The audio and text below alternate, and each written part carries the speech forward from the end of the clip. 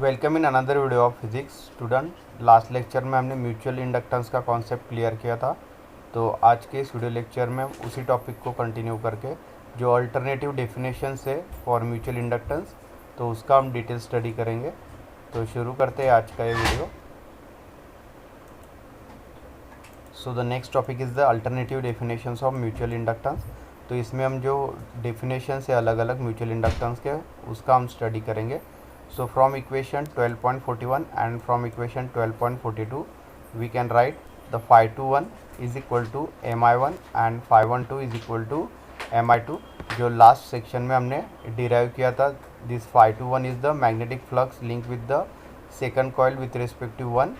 This phi12 is the magnetic flux link of the first coil with respect to coil 2. So it is equal to mi1, that is m is the mutual inductance and I1 is the current flowing through the coil 1, and this phi12 is equal to mi2. So this m is the mutual inductance and I2 is the current flowing through the coil second, or m is equal to, we can take the ratio, that is phi21 divided by I1. So that is the mutual inductance, and phi12 is equal to or divided by I2. So it will be a mutual inductance for this first coil, so called as the equation number 12.45. Hence the mutual inductance of two circuit is equal to the magnetic flux linked with one circuit per unit current in other circuit. ठीक है, तो इस equation से यहाँ पे proof होता है कि जो म्यूचुअल इंडक्टेंस है for the two circuits means two coils is equal to the magnetic flux linked with that coil. So per unit current is also flowing through the circuit. So it is the ratio of phi21 divided by I1, phi12 divided by I2. This phi21 is the magnetic flux and this I1 is the current flowing through the respected coils. So the circuit in which current provided by external source is usually referred as a primary circuit while the other as a secondary.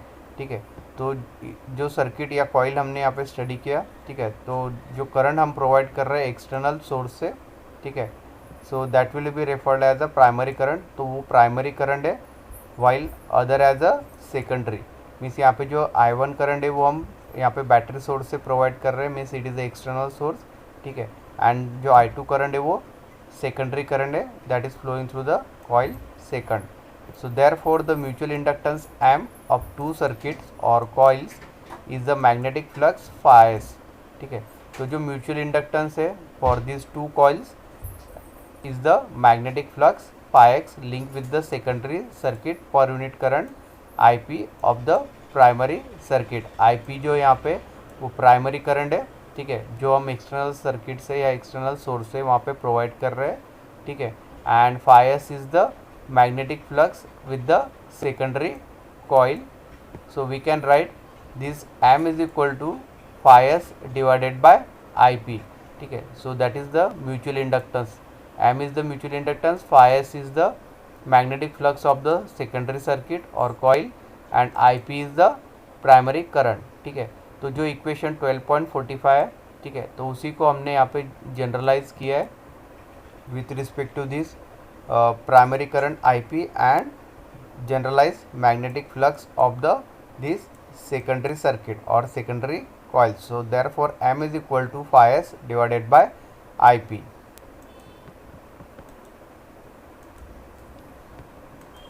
Therefore this phi s, that is the magnetic flux of secondary coil, is equal to MIP. So called as the equation 12.46. ठीक है, तो इस equation को हमने phi x के लिए modify किया है, which is the magnetic flux of secondary coil. So phi s is equal to MIP. IP is the primary current.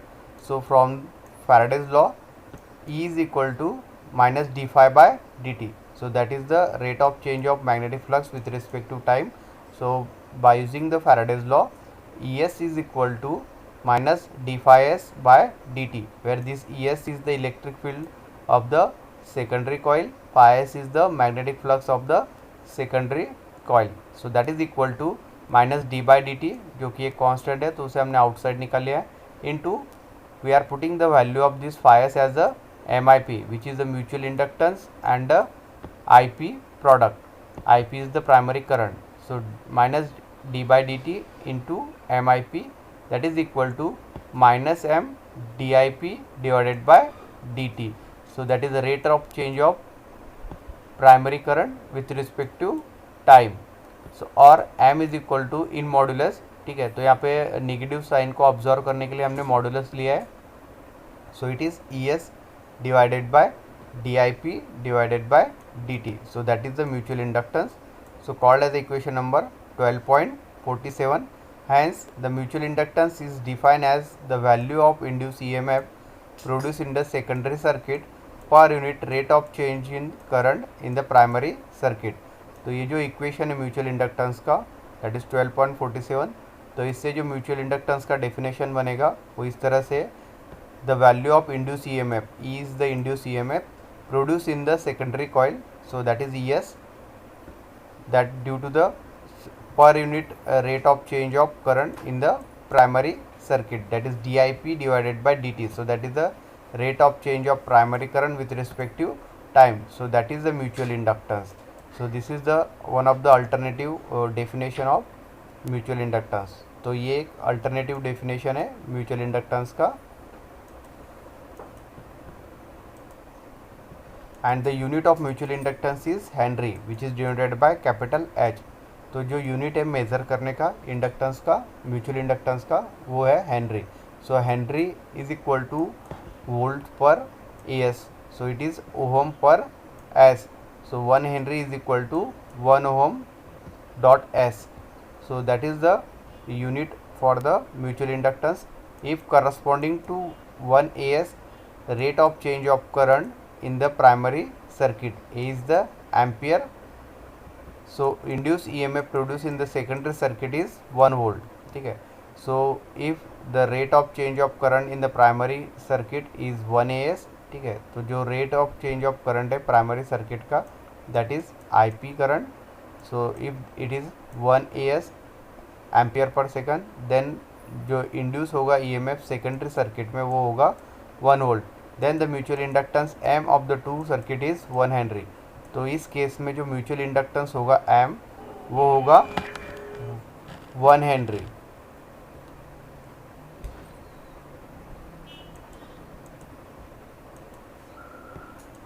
Then next topic is the coefficient of coupling between the two circuit. So the coefficient of coupling which is denoted by capital K is the measure of portion of flux that reaches the coil 2 which is in the vicinity of coil 1.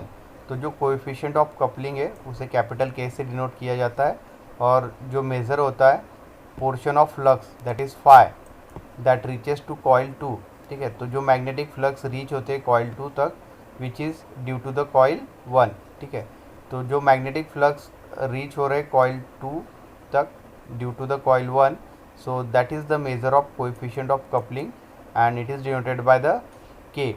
So the greater is the coefficient of coupling, then mutual inductance M will be also a greater one. So inductance of any circuit is proportional to the induced voltage, so it can develop. तो जो inductance है for any circuit that is directly proportional to the induced voltage. तो जितना voltage induce होगा circuit में, ठीक है, तो उसी प्रोपोर्शन में यहाँ पे इंडक्टेंस जो है वो डेवलप होगा. So this is the quality of true mutual inductance. तो ये जो क्वालिटी है वो एक रियल म्यूचुअल इंडक्टेंस की है. Therefore M is directly proportional to the E21. So M is the mutual inductance and E is the EMF of second coil due to the first coil. So where E21 is the induce EMF develop in coil 2 due to the portion of flux from coil 1.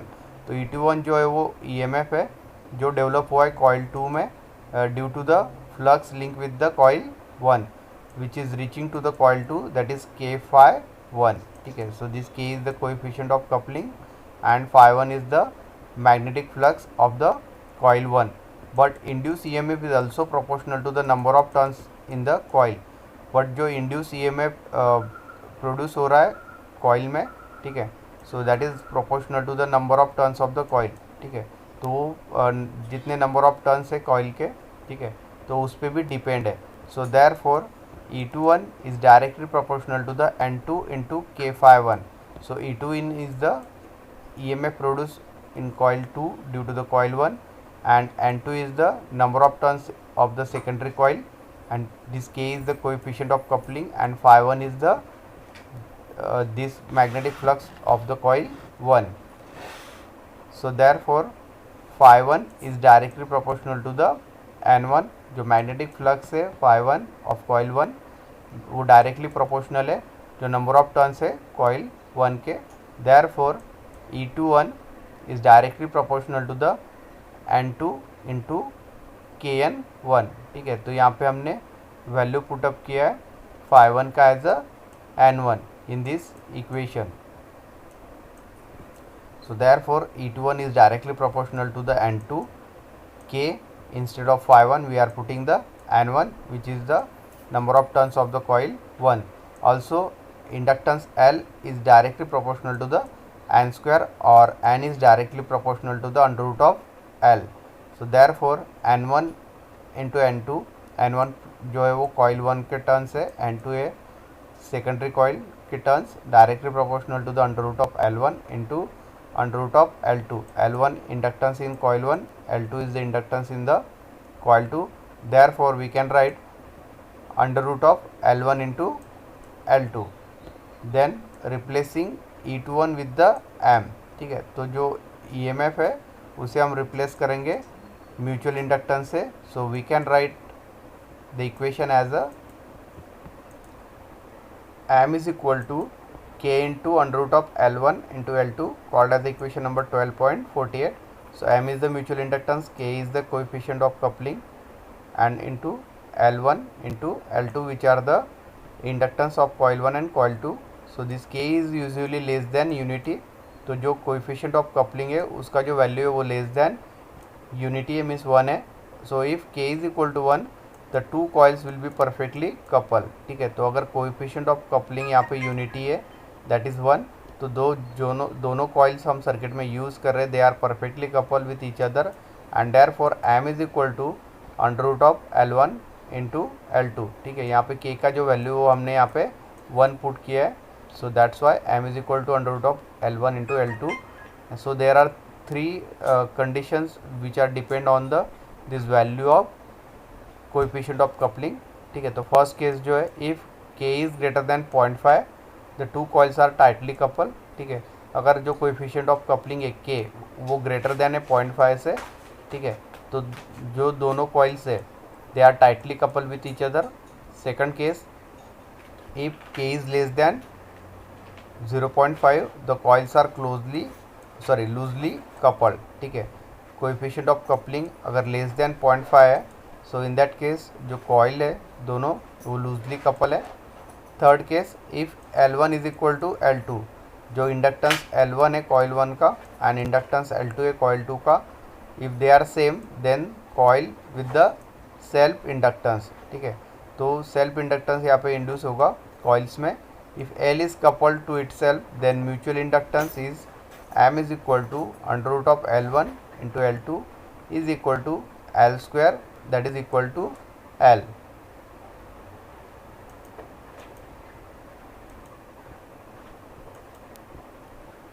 So it may not be always desirable to have the large value of mutual inductance M. ठीक है, तो ये always desirable नहीं है कि mutual inductance का जो value है वो लार्जर रहे.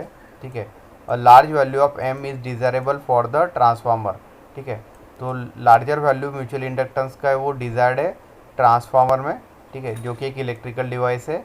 But the higher M is not desirable for home appliances such as electric cloth dryer. ठीक है, तो जो होम अप्लायंस में उसमें म्यूचुअल इंडक्टेंस जो है वो हायर डिज़ायरेबल नहीं है, just in the use in the home appliances like a electric cloth dryer. So a dangerous EMF can be induce on the metallic case of dryer, and if the mutual inductance between its heating coil and in case it is large, so it will be hazardous. ठीक है, तो जो larger value of EMF induce होगा. ठीक है, and in case of metal अगर वहाँ पे यूज़ हो रहा है, ठीक है, तो ड्रायर में जो है वो मेटल यूज़ होता है. ठीक है, क्लोथ ड्रायर में. ठीक है, तो वहाँ पे अगर EMF इंड्यूस होगा हायर वैल्यू का. ठीक है, so due to that mutual inductance between the heating coil, क्योंकि उसमें हीटर भी यूज़ होता है. ठीक है, to dry the clothes, So in that case its heating will be a larger, and due to that the current flowing through that coils will be also larger, so it will be hazardous. So in order to minimize the amp of the heating coil are counterwound so that the magnetic fields cancel one another and reduces the mutual inductance in case of dryer. ठीक है, तो जो heating जो है coil का वो हम minimise कर सकते हैं by counter wound, and that will induce the और reduce the magnetic field. Okay, and it will cancel the both magnetic fields of the coil, and उसकी वजह से जो म्यूचुअल इंडक्टेंस है वो यहाँ पे रिड्यूस होगा. ठीक है, in the dryer. So theoretically the coupling between the coil is never perfect. ठीक है, तो आइडियली पॉसिबल है कि कपलिंग हम यहाँ पे परफेक्ट कंसिडर करें, बट प्रैक्टिकली जो दो कॉइल्स हम यूज़ कर रहे हैं they are not perfectly coupled with each other.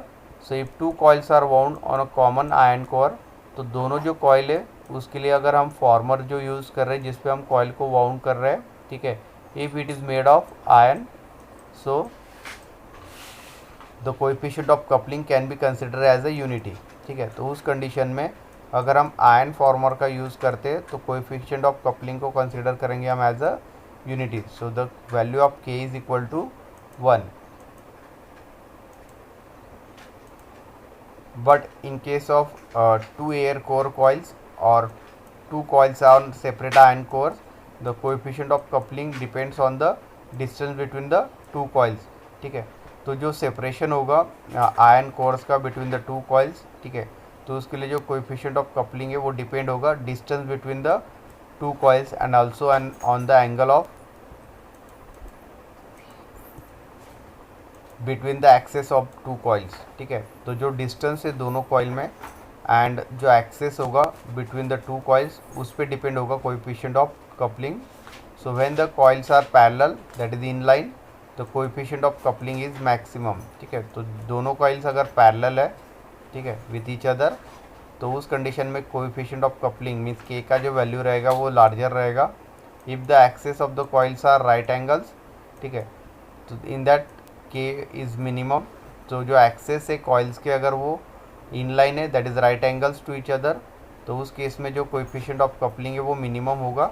If you want to prevent the interaction between the coils, the coil should be oriented it at the right angle to each other and kept as far as possible. ठीक है, तो अगर दोनों coils को हम interact करना नहीं चाहते means there is a sufficient distance between the two coils that is coil 1 and coil 2, तो उस केस में हमें जो कॉइल्स है उसे राइट एंगल में पुटअप करना पड़ेगा. ठीक है, एंड दोनों में जो डिस्टेंस को हमें मेंटेन करना पड़ेगा. So that is possible. So the value of K for the ratio of coil, so frequency और रेडियो फ्रीक्वेंसी और intermediate frequency transformer lies between the 0.001 to 0.05.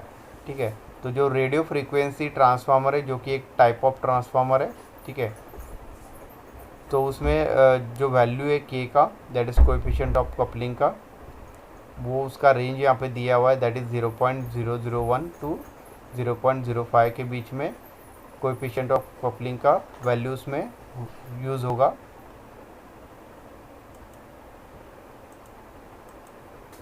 So this will end the study of these alternative definitions of mutual inductance and the coefficient of coupling which is denoted by the K. तो आज का ये video lecture हम यही and करते हैं. Next video lecture में हम ट्रांसफार्मर का डिटेल में स्टडी करेंगे. So thank you.